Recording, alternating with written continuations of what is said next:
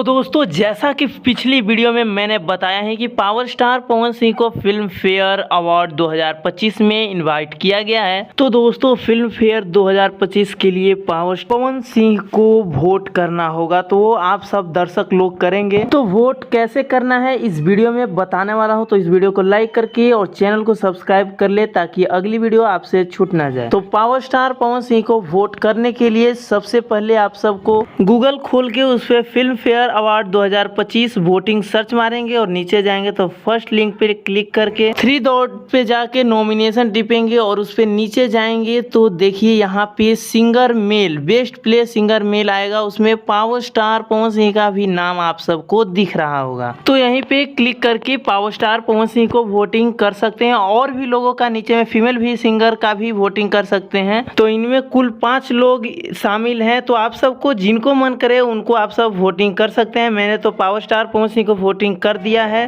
तो film fair award के बारे में और भी जानकारी मैं अपने चैनल के माध्यम से दूंगा, तो वीडियो को लाइक करके शेयर करना ना भूले और चैनल को सब्सक्राइब कर ले ताकि अगली अपडेट इससे जुड़ी जब डालूं तो आपके पास सबसे जल्द पहुंचे। धन्यवाद दोस्तों, मिलते हैं नेक्स्ट अपडेट के साथ और काफी बवाल अपडेट।